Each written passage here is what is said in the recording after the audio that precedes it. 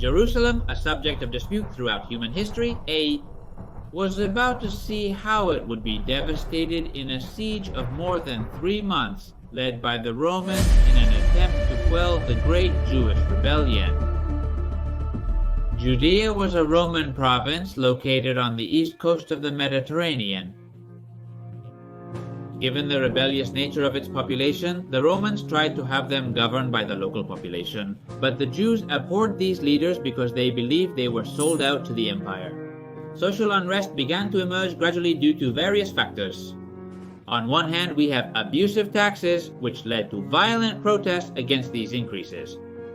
We also have a multicultural society, with different religions, ethnicities, and social classes being extreme. Furthermore, Prosecutor Gesio Floro is extreme. And as if that were not enough, the Prosecutor Gesio Floro decided it was a good time to steal money from the Temple of Jerusalem. Obviously, this greatly enraged the population. A series of Jews began to insult the governor and mock him, and he responded harshly. He sent his men into the streets and executed thousands of Jews in the city. The cure was worse than the disease. Most of the city's Jewish population took up arms and confronted the legionnaires in the streets. The Romans began to be overwhelmed and decided to retreat to the citadel of that city. In the year 66, emboldened by the events in Jerusalem, a large Jewish contingent stormed the city of Masada, easily defeating the barely 700 defenders that were on the walls. Something that helped the Jews was the element of surprise, as the defenders did not expect such a large group to attack them. The garrison of Jerusalem finally surrendered to the Jews, handing over their weapons. However, once they were disarmed, the Jews murdered all the Romans in the city, including the governor. Upon hearing the news of the Jewish rebellions and how they had murdered Greek and Roman civilians, Greek crowds from other cities attacked and killed their Jewish neighbors, turning their rebellion into a massacre. In response to this, Jewish levies armed themselves and marched to these cities, massacring the Greeks in turn. They took various cities and began to strengthen themselves, arming more and more levies to face the predictable Roman response.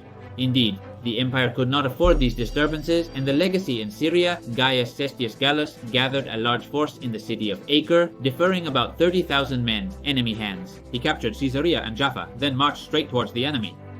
He took Caesarea and Jaffa and headed directly to Jerusalem. After a brief siege, the Romans retreated, and it was during the escape that they were ambushed. The Jews rained arrows on them volley after volley, decimating the legionnaires. The fight was such that an entire legion, the 12th Fulminata, disappeared. It's possible that Galo left this legion in the rear to fight and save the rest of the army. That victory emboldened the Jews and at the same time made the Roman Emperor Nero realize that he was going to need more than just a mere legacy. He needed an experienced general, and the chosen one would be a veteran from Britannia, Titus Flavius Vespasian. Vespasian left without wasting time to take possession of his new position and arrived in Antioch, where 2 legions joined him with their respective auxiliaries. Meanwhile, his son was sent by sea there. He left by land to Judea to join his father's troops. Among the legions that were in the province, plus the reinforcements, Vespasian had under his power about 60,000 men to crush the rebellion. Initially, it should be enough to comply with the orders. The Romans began by capturing the cities of northern Judea without mercy. Anyone who resisted was executed, and if a city did not surrender at first, it was devastated, and its men were free to loot it at will. In the year 68 after Christ, the Jews entered into their own civil war in Jerusalem, and Vespasiano decided not to intervene. His intention was for the rebels to kill each other, and when their internal disputes were over, they would be weak enough to be easily swept away. In the meantime, the legions were taking over the cities around Jerusalem one by one. All the cities, towns, and villages fell into Roman hands, and many of them were looted and the civilians executed. In the year 69, the Roman Empire convulsed and saw one of the worst of all its history, at least up to that point. The so-called Year of the Four Emperors took place, which internally tore the empire apart after the death of Nero. I tell you all this in the video shown at the top of the screen. As far as what we are learning, Vespasian went to Alexandria, where he was crowned emperor. It was decided that Titus would be in charge of ending the rebellion, which was basically only in Jerusalem at this point. Titus's forces now totaled 70,000, including legionnaires and auxiliaries. His target, Jerusalem, he sent a cavalry force as a vanguard to scout the surroundings of the city. The intention was to assess the state of the defenses, supplies, and see if they could estimate how many defenders were on the walls. Let's analyze the city that the Roman cavalry encountered. The city of Jerusalem initially had two distinct areas: the rich part of the city where the elites lived with large houses, wide streets, and wealthy people, and on the other hand was the poor area where most of the population lived. There were small houses and narrow streets. At this point was the temple, and here we have a fort used to house the Roman garrison of the city, the Bo, which, remember, during the rebellion had already been executed. To defend the city, a wall was built that surrounded the entire city, known as the First Wall. But of course, Jerusalem is a very important city and soon found itself in need of expansion. To the north of the city, an area was prepared to accommodate more inhabitants, and it was called Second City. New houses were built, and of course they also needed to be protected by the city walls. A new wall was built, known as the Second Wall, which went from the fort to the other end of the expansion. But again, this expansion was too small, and it was necessary to carry out another expansion. To the north of the Second Wall, a new neighborhood known as New City was established, with a much larger area than the Second City. His intention was that there would be no need for expansion for a long time. Of course, a new wall was also built to protect this neighborhood, and the so-called Third Wall was constructed. Apart from the defenses that were visible, beneath the city there was a whole network of tunnels that allowed the defenders to come out behind the attackers and attack them, or ambush them from any house. In addition, the narrow streets in the poorer neighborhoods could be blocked with obstacles or with a handful of men, making the numbers of the attackers less important. When the Roman vanguard arrived, unexpectedly, a contingent of Jewish cavalry burst out of the gates and caught the Romans off guard. The Roman cavalry turned around and galloped away as best they could, leaving behind almost 30% of their vanguard forces dead in front of the walls. Tito concluded that the Jews must have a formidable force behind the walls if they dared to launch an attack like that. In fact, there were about 20,000 armed Jews inside the walls. But something needs to be highlighted. They were not professionals. Mostly they were civilians armed for the occasion, a militia composed of city citizens, refugees, and fanatics. The fanatics would be a serious problem for the Romans, as someone of this type can fight to the death without caring the least about their life, especially on religious matters. A problem the Jews had was that it had been Passover shortly before, and their population had skyrocketed due to the pilgrims. Of course, Titus denied these people's exit so that the city's food and water would run out much faster. Titus arrived with his 4 legions. 3 of them camped to the west of the city while the other camped to the east. And again, an unexpected event took place. The Jews, imagining that the legions would be tired from the long march, launched an attack to the east against the legion that was alone. The legionnaires were building their camp when they quickly had to drop their tools, take up their weapons, and run to form a solid front. The fresh Jews, with the element of surprise on their side, clashed with the legionnaires and began to push them back, causing casualties. Seeing that they were winning, a contingent of reinforcements came out of the walls and also launched against the Eastern Legion. Titus received a messenger informing him of this and quickly gathered all his cavalry and surrounded the city in an attempt to save his men. Titus personally took up his sword, and after reaching the Jewish flank, he ordered the charge.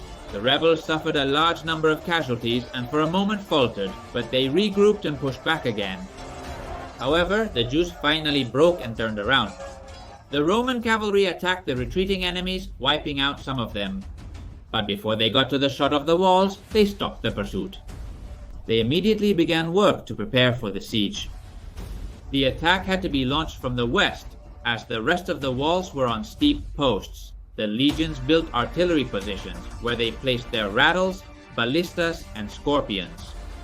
Remember that if you want to know about the different types of Roman artillery, you can do so by clicking on the link shown on the screen. They also built battering rams and brought wood and sappers to prepare the rams. When they were ready, the artillery began to beat the walls, but above all tried to finish off the defenders who were on it to cover the sappers. These began the construction of rams under a dense rain of Jewish peritils, despite the genetic security of Roman artillery to provide containment fire. The legionnaires worked day and night under the instructions of the sappers, and finally they finished the ramps. The battering rams began the approach to the walls and to climb up to hit the walls. The sappers advanced alongside to hit the walls. The sappers advanced along with the battering rams, and with their picks they began their demolition work on the walls. With the combined work of battering rams and sappers, the walls wouldn't hold up for long. The Jews, seeing the danger posed by the battering rams, launched a contingent of troops against the ramps. The attack was unexpected, and initially the infantry forces escorting the siege machinery were forced to retreat, but the sending of reinforcements and a cavalry charge led by Titus himself managed to repel the attack and force the Jews to return to the city. The Romans built 3 heavy siege towers and brought them close to the walls. However, their goal was not to launch troops over the walls, but to serve as a watchtower from which the projectile units could attack the defenders from above. Thanks to this move, enemy fire was significantly reduced. On the 15th day of the siege, a section of the third wall collapsed and fell. Even before the dust had cleared, the Romans let out a battle cry and charged through the breach. The Jews, without needing any orders, retreated, running to the second wall. Without giving time to rest, and with the intention of demoralizing the defenders, Titus moved the headquarters to the new city. The battering rams went through the breach, and along with the sappers, they knocked down a large number of houses, leaving a large esplanade for the legions to maneuver easily. That same day, the battering rams and the sappers launched against a section of the second wall, now without the support of the artillery or the siege towers. In 4 days, they achieved a new breach. Titus ordered the charge. And the legionnaires rushed into the second city, but there was no trace of the defenders. They marched down the central street, and suddenly the Jews attacked from every house, from every alley, from the towers, and from the walls. A rain of projectiles fell on the legionnaires, who at the same time were attacked by the Jewish hand-to-hand parties. Crowded in the narrow streets, they were an easy target. Panic took over their minds, and they began to retreat without regard towards the breach, which turned out to be too narrow for a mass escape. Only about 4 or 5 legionnaires could cross it at the same time. It was a slaughter. The projectiles fell on the huddled Romans, and Titus was forced to gather all his projectile units to try to give them cover. Luckily, the legionnaires managed to escape, but the Jews continued to harass them during their flight. They immediately started repair work on the breach, and soon there was a more or less decent repair. A few days later, the legionnaires launched a new attack, and again they managed to make a breach in the second wall, so that what happened in the last attack would not happen again. Titus ordered the demolition of the entire second wall, with the exception of the towers that would be occupied by Roman troops. Of defenses, which was predictably the last line this time. Defenses, which on this occasion was predictably the last line. The legions entered the second city and began preparations to assault the first wall. Ramps were built towards the first wall and in the most western part, while others were built against the fortress. On the 29th of May, the works were ready, but when the order was about to be given, a disaster occurred. The Jews had not been idle, and while the Romans were building the ramps, they had built tunnels under these, propped up with wood in the area of the fort. When the legionaries placed the battering rams and towers on the ramps, the Jews set fire to the tunnels and these collapsed, ruining all the Roman siege works. That same night, the Jews who were in front of the other ramps came out in droves and charged against the enemy lines, managing to expel the legions to the new city and burned the battering rams and towers on that side. Titus sent reinforcements and the Jews were stopped and forced to retreat again behind the first wall, but the siege works of the last few days had been destroyed. It was time to start over. Summer was coming, and in light of the disaster, Titus decided to change his strategy. He built a bypass 8 kilometers around the first wall. No one would enter or leave that city. In just 3 days, the bypass was finished. Soon hunger began to reign among the Jews, something similar to what happened in Numantia. The Jews began to eat pets, hay, and even some isolated cases of cannibalism. After 10 weeks since the siege began, luck finally smiled on the Romans. The tunnel that had collapsed the Roman ramp had also eroded the foundations of the fortress, and one rainy night its foundations gave way and the north wall of the fortress collapsed. The Jews quickly built a barricade, but 2 days later, at night, 24 legionnaires, a standard bearer and a cornicean that we could liken to a trumpeter, stealthily elbowed their way through the barricade and took down the Jewish guards and When the barricade was in their power, they blew the trumpet calling the legions. The Jews thought they had lost and retreated, when in reality the Roman legions were simply on their way. When they realized their mistake, they charged against those 26 men and against the first reinforcement legionnaires who had managed to jump the barricade. The Romans could not resist the Jewish onslaught and had to retreat again. Another failure, but Titus was determined to make it the last. Days later, again, at night, he gathered 7,000 legionnaires from among the best cohorts of his army and ordered them to launch against the breach in the fortress. At night, the combat was complete chaos, reduced to death duels in the bottleneck that was the breach. To add more chaos, the fallen legionnaires, so without any kind of front order, everyone fought against everyone. The Romans kept pushing, and it seemed like they were coming out of the breach, but when they managed to get to the open air, the Jews started a rain of projectiles that shattered them. Titus, much to his regret, had to order the retreat again. The Romans began to build new ramps, now with the intention of surpassing the temple walls. Again, the work was carried out under a constant rain of projectiles. One day, the defenders abandoned their positions, and the officers in charge of the ramps saw their opportunity. They sent their men with ladders to take the walls. Hundreds of legionnaires charging against the walls. Yes, they managed to take the walls, but then they saw Jews lined up on both sides of the wall. The Romans in turn formed a wall of scarlet shields as more and more legionnaires arrived at the walls. Then the Jews threw a bunch of torches at the Romans. It was a trap. The walls on which the Romans were standing had been soaked in tar and were covered in straw. Quickly, a whirlwind of fire engulfed the legionnaires, who were burned alive. A hell on the walls that boosted Jewish morale and destroyed the Roman one. The new attack had failed. Titus was desperate and ordered the accumulation of all the artillery and projectiles in the remains of the fortress and its surroundings. A ruthless bombardment began against the defenders of the breach and those on the walls.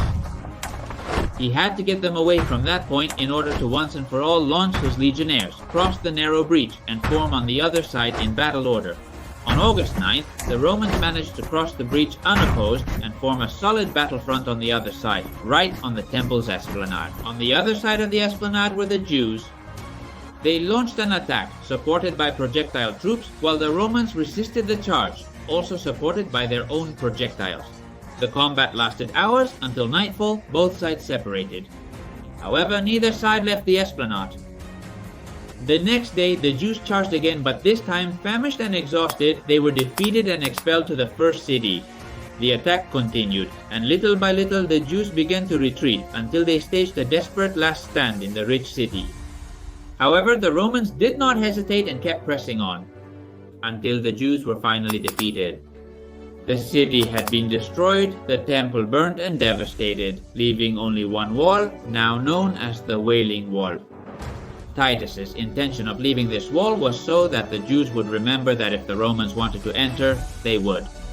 Despite the great icon of the Jews, Jerusalem had fallen, there was still a great city resisting the Romans, Masada.